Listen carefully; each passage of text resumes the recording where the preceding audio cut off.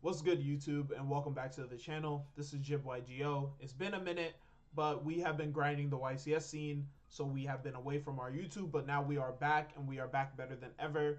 And we will be doing a ban list, not a ban list, a tier list post maze of whatever it's called, basically YCS Vegas format, which will be in about a month.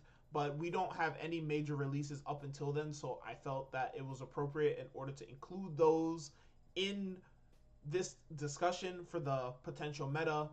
And shout out to Lundredy for giving us the template for this video. But today we're going to be talking about the Yu-Gi-Oh! TCG format and what I expect the meta to shape up to post Maze of whatever. I forgot what it's called. Maze of Millennium or whatever. But first we have to understand what are the new releases between the current meta and then first of all, Blue Eyes came out this past weekend and is already seeing some meta success. And in the main set, the main thing to look out for is 7th Tachyon, which is going to be a big boost to the Rizel deck. Those are the two main cards slash strategies that are going to be shaking up the meta in the coming month, and they are highly anticipated. So we'll begin the list kind of going from lowest to highest on the list, honestly. We'll start off with Centurion. I would say that Centurion is not a very good deck right now. It's kind of fallen off in favor since YCS Niagara, where Top Pack and a couple other players did pretty well with it, and it's slowly been falling off ever since then. I don't think that this deck is particularly great into Rizel, having to need to stick up multiple cards in order to play the game, especially going second into a Detonator. I feel like Detonator honestly just solos this deck, so I don't think that this deck is very good right now. The next deck is Chimera. I would also put Chimera honestly pretty low. I don't think that this deck is doing anything right now. Multi-card combo deck, really good at going first, kind of struggles at going second. So I don't expect to see this deck doing very well. Obviously, the decks that I don't think are very good, then I won't speak a lot on because I just don't think that they're very great. The next deck, again, Exodia. Another deck that is cool that this exists and is a thing. Exodia being one of the fan favorite cards from the original Yu-Gi-Oh series, but again, just another deck that isn't very good in the competitive scene. The next deck that I want to talk about is actually Labyrinth. Labyrinth, I would say, is better than Centurion, but again, not very well positioned in the current format. Not very good into Detonator. Not very good into Malice at all. It's just in a very weird spot at the moment. But that's not to say that Labyrinth isn't a deck that can easily come back to the forefront of the meta, as we've seen it do time and time again. The next deck that we can talk about is Voiceless Voice. I would say that Voiceless Voice is, again, another C tier deck, but it is a little bit better than Labyrinth. It has seen some results on the competitive YCS circuit. In YCS Anaheim and YCS Orlando, I believe that Voiceless at least got one top among those two, and it's been doing pretty well, honestly. So I don't think that Voiceless is necessarily a bad strategy at the time. The next deck that I want to talk about is Branded. Branded, another deck that I would put into the C tier. Branded has gotten hit over the years. They just recently banned Gimme Puppet a Nightmare, which was a big hit to the deck, which was well overdue. The deck had already kind of phased out of the super high tier meta a while before they decided to ban Gimme Puppet of Nightmare, so it felt kind of troll. But Gimme Puppet of Nightmare was a pretty good hit to Branded. Also, Branded Fusion has been at 1 for about 3 formats, I believe, and the deck is pretty niche. Not very good into cards like Fuaros, Impulse, Ash, obviously being like game ender sometimes. It's just not a very good deck, but not to say that it's the absolute bottom of the barrel, kind of like decks like Exodia and Chimera at the moment. The next deck I want to talk about is Rika. Rika is another C tier deck. Like I said, we're starting at the bottom. We're going to work our way up. It has very few to no results this season so far. Not to say that the deck isn't incredibly powerful and high ceiling, because it is, but it just seems like it's weak to every single Molcharmy card, being Pirellia, Nihilus, and Furos, which is crazy. So the deck is kind of phased out of the meta for the time being. The next deck is Ritual Beast. Again, Ritual Beast. A little bit, I would say it's around the Rika area. Again, another deck that's weak to every single Molcharmy kind of phased it out of the meta. It doesn't help that everyone is citing Artifact Lancia for Malice, which is an incredibly powerful deck. Yeah, it's just not a very good time for Ritual Beasts right now. Now we're kind of moving into decks that are seeing, I would say, pretty decent results and consistent competitive play.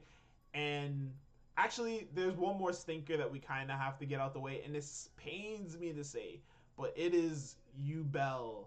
Yubel Fiendsmith. Yubel going from the absolute top tier best deck at the end of 2024 to seeing I honestly feel like this deck has had zero results so far this season since Ryzel and Malice has come out. It's unfortunate to see it. This deck suffers extremely from Molcharmi Fuvaros, and it was already kind of suspicious into Pirellia. Yeah, the Charmy cards are doing a great job in balancing the format and kind of filtering out some forms of degeneracy. But like how power creep works, in order for Konami to keep on producing and making new cards that are valuable and sought after, they're going to eventually create new archetypes that have built-in ways to beat the Charmies. And yeah, so it's only a matter of time until we get decks that don't care about Charmies and the Charmies get power crept, but that's just how Yu-Gi-Oh is at the moment. But Yubel sadly was not before that time. Yubel is definitely feeling a little bit of the power creep because of the prevalent of the Charmy cards in the format. Also, cards like Dominus Purge and Dominus Impulse are also very strong. Phantom of Yubel was limited to 1, so it's a lot harder to set up a Phantom in order to protect your combo and then still end on Phantom. You have to like jump through a lot of hoops in order to get the Phantom back into your extra deck, which means that you have to have Open Throne, and if you don't Open Throne, then you can't get back the Phantom easily. It's a lot. It's a lot. So yeah, Yubel, another deck that has fallen from grace. Now we're kind of moving up the ladder a little bit, and the first deck that I would like to put into the B tier is Whitewood. I think that Whitewood is actually pretty powerful right now as a go first strategy. I don't think that its go second is amazing, but when this deck goes first, it's definitely one of the scariest decks in the format. Whitewood as Amina Fiendsmith is a very powerful deck, and this deck is also getting more support in Alliance Insight, which I think will actually make this deck one of the best decks of the format, like a top 3 deck in the format. The deck is already seeing top 3 success in the OCG, which is crazy because it's not really being spoke upon, but this deck is seeing a lot of play and is highly rated in the OCG, and we don't have Max C. So I think us not having Max C might honestly make this deck one of the best decks, if not the best deck in some world, Like, obviously, there needs to be more testing done with the Whitewood deck, but the Whitewood support that's coming out is amazing, and the deck is already seeing results now. It just recently got top 8 at YCS Birmingham, and I expect to see this deck have similar results in the coming YCSs. This deck is actually pretty scary to play against. The next deck that I want to put into the B tier is Crystron. I think that Crystron is a little bit better positioned than Whitewood right now, just solely because of the prevalence of Bishtuls, and Bishtuls do affect the Whitewood deck. Crystron, being all water, doesn't really care about the Bishtuls at all, and it honestly has a pretty solid game plan. It does suck that this deck is weak against Artifact Lancia, which people are citing for the Malice deck, but I do think that this deck is pretty scary when it goes first and does play enough hand traps or board breakers. Some people are playing cards like Droplets because of its synergy with the cards in the graveyard. This deck does have enough gas to sometimes even go second decently well. The next deck that we can put into the B category is Memento. I think that Memento is non-existent in NA, which is funny, but this deck is very prevalent in Europe. I feel like this deck is kind of taking a similar position to how Rika took a few years back in Europe, where it was very prevalent over there and saw almost no play over here. Memento is a deck that I personally like a lot. I know how to play the deck because I was considering the deck for a couple of events, so I know how scary and powerful this deck is. So it's interesting to see that Europe and the European player base has really taken a liking to this deck. And this deck is constantly seeing results YCS after YCS after YCS in Europe. And some in NA, some sneak in NA, like 1 or 2 every event. So it's a really cool deck, and I think that it should definitely see more experimentation. The next deck that I want to talk about is Tempai. I think that Tempai, I would put it at the bottom of B tier. I do think that it is strictly better than everything that's under it. The hits to Tempai definitely did something. It made Tempai as a pure deck a lot worse and a lot more manageable because all of the powerful bomb cards have been limited. However, Tempai has seen some play as a splashable engine with a Fiendsmith pistol pile, and some people are still playing it strictly as a go second board breaker deck with a lot of cards to draw cards like Upstart Goblin, Chicken Game. Some even playing cards like Ultimate Slayer to dub Garura with the Tri Brigade. We actually just played against that early on stream. But yeah, it's still seeing some fringe play. I am so happy to say that this deck is not an S tier deck anymore, because this game honestly felt a lot more unfun and miserable, honestly, when this deck was one of the best decks that you had to respect in all of your decks, because Tempa is just a miserable deck to have to compete against. Um, the next deck that I want to put into B tier is the Fiendsmith Primite deck. So this is the first mention of the Primite cards. I would honestly put this deck around here. I think that the Primite cards are a really good sub-engine, and their recursion is almost on the level of Fiendsmith. So when you mix them together, you get a really grindy control deck with hand traps, and the Primite cards are pretty decent. The only issue that I have with the Primite cards, with the Fiendsmith cards, is if you're going to play that type of strategy, I don't see a point of not playing Rizal cards instead of the Primite cards. The Primite cards just feel like a strictly worse version of the Rizal Fiendsmith deck. But nonetheless, I still think that it is a pretty good deck. The next deck that I would like to put into the B tier is the deck that just recently won YCS Birmingham, which is Fire King. Shout out to Dinkabui.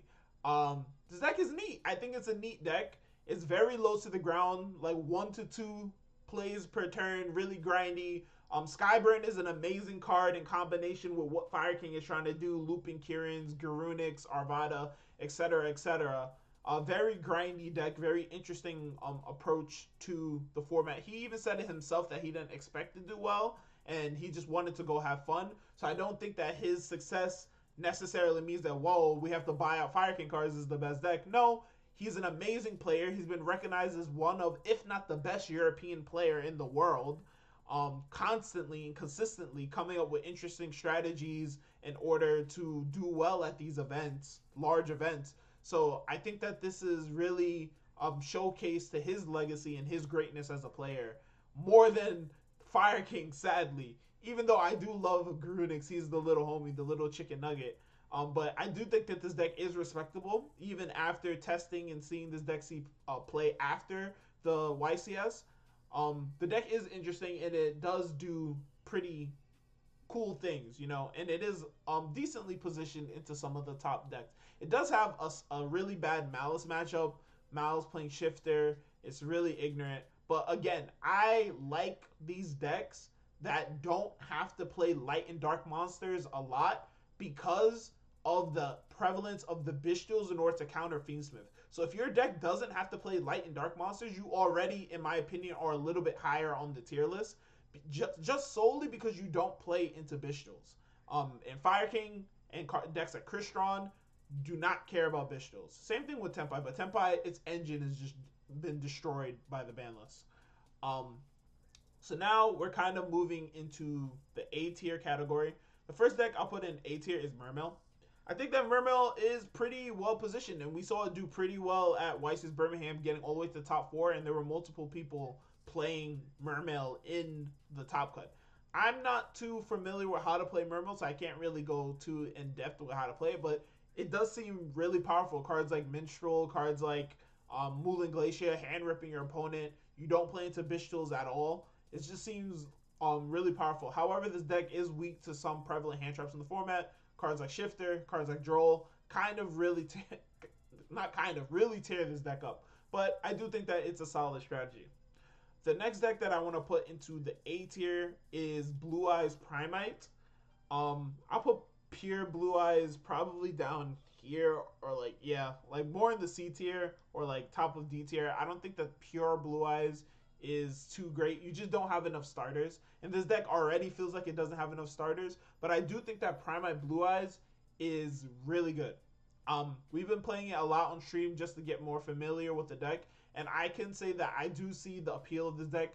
Drill is basically drill beam control with some blue eyes beaters. It's an interesting deck. I I don't think that it's the best deck. It's definitely not the best deck. It does suffer a little bit from the bestial problem that I talked about earlier. It feels like when your blue eyes white dragons are out of circulation, you lose the game almost, or you're just solely relying on just looping drill beam every turn, which you kind of already are. But when you're able to like play and your prayers resolves, and you're able to summon a spirit, and you have the trap going, it does feel really oppressive at sometimes. But yeah, I do think that it's an interesting addition to the format, and I'm glad to see that Blue Eyes, after almost 10 years, right, since the last time it was playable was 2016, is back in the format in a prevalent way. I miss Mitsurugi. Yeah, I did miss Mitsurugi on this tier list. That is definitely true. We can talk about Mitsurugi at the end. So the next deck that we can talk about is Malice Fiendsmith. I honestly think that this deck sucks, like really bad. I think this deck is ass. I know some people have played it, but I think that YCS Birmingham, and I would also say that YCS Orlando kind of proved that this deck was bad. Like, this deck did not have great results at either event. Did it top? Yes. But this deck did not go far in either event. I think that this deck honestly is terrible. It's very cope. I think that the synergies that Malice has with the Fiendsmith engine is fake. It's the same synergy that every deck has with the Fiendsmith engine. Is that if you can stick two monsters, you're not locked out of Fiends or locked out of Links, you can get into a Requiem. But you're adding more normal summons to your deck, more bad cards in the form of Lurie, Lacrima, and Paradise, and you can't even Xyz or Fuse summon when you start with a Malice. So you can't even really use the Fiendsmith engine in order to like fusion climb and link climb and get up Desiree unless you hard draw Engraver, which that's not true for other decks like Rizal. You can still do, if you open up an Ice, you can still get to Desiree and everything. If you open up a Dormouse, you can only get to a Lacrima plus Trap. Like, I think that this deck is terrible. I think that the only reason why this deck even wins is just because of how powerful the Malice engine is. Honestly, I think that the Fiendsmith cards do not work well with the Malice cards. So our first S tier deck I would put is Malice. My favorite deck of the format, and the deck that I've had the most success with because it's the only deck I've been playing. But I do like Malice a lot. I think that Malice is an amazing deck. This deck is broken. If you haven't already seen my top 8 deck profile from YCS Orlando, definitely go to the JNC channel and check that out. I finished top 8 at YCS Orlando. Wish I could have won. I'm going to win an event with this deck. I'm telling you guys all now, I'm going to win an event with this deck. I am Cryptor's Chosen Soldier, so I will be the first one to win with this deck. But I think that this deck is crazy. I love this deck so much. This deck is broken. Do I think it's the best deck of the format? Yes. But most people will not agree with me. And this is a tier list post-Maze. So I cannot say post-Maze that this is the best deck, because it's definitely not the best deck post-Maze. I'll put Rizal Fiendsmith ahead of it just because Rizal Fiendsmith, while I do think that it is a weaker deck than Malice, it doesn't have any, and that's not even true, but I will say it doesn't have any auto-lose conditions.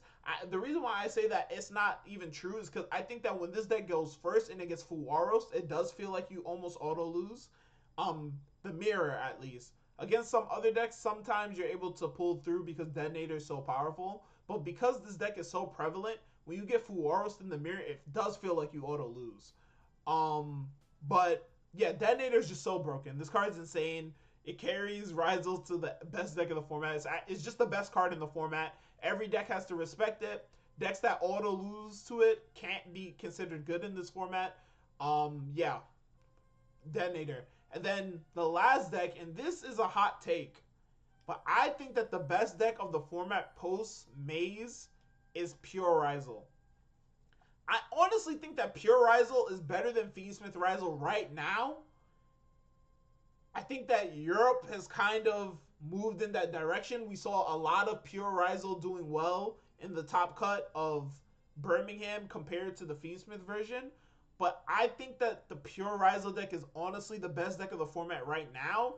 And I think post-Maze, it'll honestly cement it with 7 Tachyon. I think 7 Tachyon being that extra boost of consistency that the deck needed. I think being able to cut Desires, potentially, maybe you want to still play Desires, but I don't think you would. But being able to cut Desires, that randomness factor, for a cemented, always being able to get to a Rizal starter is so broken. It's so broken. The consistency of this deck, the amount of non-engine that this deck is able to play in such a small and compact package. You know, this deck is crazy. And going into the next format, post Alliance Insight, once we get Star Rizal, hands up. We already see in the OCG, the Malice support came out and the Rizal support came out.